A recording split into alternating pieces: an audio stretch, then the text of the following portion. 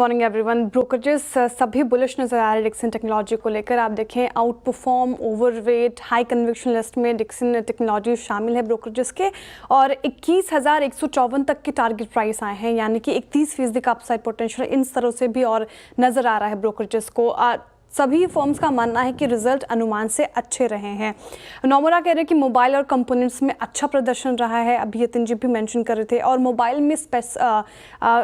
Mobile में जो growth है वो आगे भी जारी रहेगी। इसलिए मार्जिन फाइनेंशियल ईयर 26 में 3.9% से फाइनेंशियल ईयर 27-28 में 4.4% और 4.7% तक बढ़ सकता है, ऐसा नोमुरा का मानना है। सीएलएसए जिन्होंने हाई कन्विक्शन आउट परफॉर्म की लिस्ट में शामिल किया है, वो कह रहे हैं कि मोबाइल बिक्री फाइनेंशियल ईयर 26 में 41 से 43 मिलियन की उम्मीद है, और जो कि फाइनेंशियल ईयर 25 में 28 मिलियन थी। तो यहाँ से काफ़ी ज़्यादा मोबाइल बिक्री में इजाफा देखने को मिल रहा है, जो सीधा सीधा असर करेगा डिक्सन टेक्नोलॉजीज के बिजनेस पर, वहाँ फ़ायदा होता हुआ नजर आएगा। नई सेगमेंट में ग्रोथ की बात करें, जैसे कि लैपटॉप एक्सपोर्ट वगैरह, वहाँ पर भी ग्रोथ जारी है, और कॉम्पोनेंट भी रैंप अप हो रहा है, और फाइनेंशियल 27 तक मार्जिन और सुधरेगा, इसलिए सीएलएसए ने हाई कन्विक्शन की लिस्ट में शामिल किया है। जेपी मॉर्गन ने भी सभी बात दोहराई है, और वो कह रहे हैं कि नॉन मोबाइल प्रोडक्ट्स जैसे कि फ्रिज, वॉशिंग मशीन वगैरह, इस सब पर भी आप देखें तो स्केल अप बन रहा है। इससे सारे ब्रोकरेजेस के रडार पर डिक्सन टेक्नोलॉजीज और बुलिश रिपोर्ट। डिक्सन जो आपने कहा, ब्रोकरेजेस भी वही मान के चल रहे हैं, ऑपरेशनल नंबर्स भी अच्छे आए हैं। मैक्सिमम ब्रोकर्स आपको पॉजिटिव साइड पे दिखेंगे। एक आध अंडर परफॉर्मर होल्ड की भी कॉल आई है, तो आपके सामने भी रख देती हूँ सब चीज़। जेफरीज जिन्होंने बाई की कॉल दी है, इनफैक्ट अपग्रेड किया है काउंटर को, टारगेट प्राइस 1250 तक का रखा है, यानी कि 18% का अपसाइड पोटेंशियल जेफरीज को पेटीएम में नजर आ रहा है। क्या अच्छा लग रहा है उनको? तो एबिटा अनुमान से काफ़ी ज़्यादा बेहतर रहा, कॉस्ट कम होने से ऑपरेटिंग प्रॉफिट से फ़ायदा हुआ है। MTU यानी कि मंथली ट्रांजैक्टर यूजर्स में क्वार्टर ऑन क्वार्टर बढ़ोतरी में देखने को मिली 3%, जो कि ग्रोथ को दर्शा रहा है। मुनाफा आने वाले समय में और बढ़ सकता है, जेफरीज ने ये हाईलाइट किया है।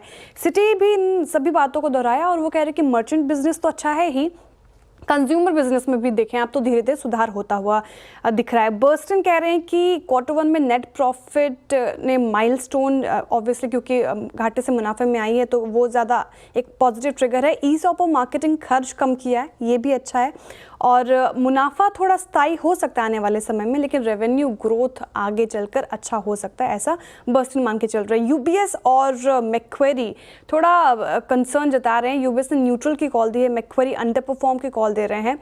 यूबीएस कह रहे हैं कि पेमेंट्स में फ्लैट ग्रोथ देखने को मिली है। कंपनी 15 से 20% एबिटा मार्जिन अगले 2-3 सालों में पाने की सोच रही है।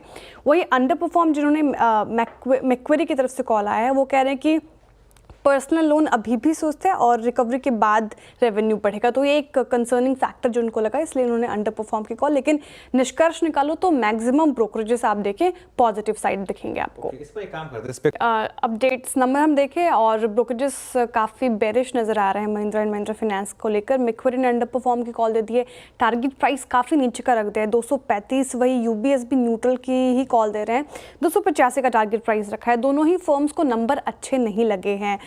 मैक्वेरी कह रहे हैं कि मुनाफा उम्मीद से काफ़ी कम रहा, क्योंकि क्रेडिट कॉस्ट ज़्यादा था, मार्जिन में थोड़ा ही सुधार देखने को मिला है। फाइनेंशियल ईयर 26 में क्रेडिट कॉस्ट 1.7% रहने की संभावनाएं हैं। आप रिटर्न ऑन एसेट के मोर्चे पर भी बात करें तो दूसरे फाइनेंस कंपनियों से काफ़ी कम रहेगा, और फाइनेंशियल ईयर 26 में हालात सुधरते हुए नज़र नहीं आ रहे हैं, इसलिए ब्रोकरेजेस की नेगेटिव रिपोर्ट नेगेटिव है। मैक्सिमम ब्रोकरेजेस नेगेटिव साइड पे देखेंगे। एक आध की होल्ड और की कॉल आई है, आपके सामने रख देती हूँ।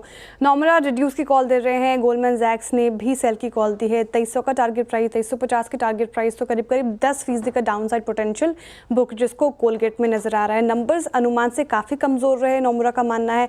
वॉल्यूम में 3 से 4% की गिरावट आई है, एबिटा में भी 11% की गिरावट आई है, कमज़ोर डिमांड रहा है। गोल्डमैन सैक्स ने कहा है कि एड पर कम खर्च करने के बावजूद मार्जिन घटे, जो कि एक नेगेटिव ट्रिगर है, इसलिए उन्होंने फाइनेंशियल ईयर 26 से 27 के लिए अनुमान 3 से 4% कम कर दिया है।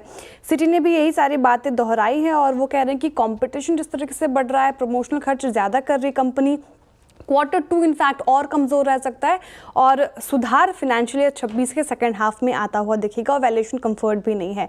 जिन्होंने बाय की कॉल दी है कोलगेट पे और होल्ड की कॉल रखा है नोवामा और HSBC ने, वो कह रहे हैं कि देखिए शहरी डिमांड तो कमज़ोर रहा है, लेकिन प्रीमियम पोर्टफोलियो अच्छा कर रहा है, और फाइनेंशियल ईयर 26 के सेकंड हाफ में शायद रिकवरी आ जाए, इसलिए फिलहाल होल्ड और बाय की कॉल उनकी तरफ से।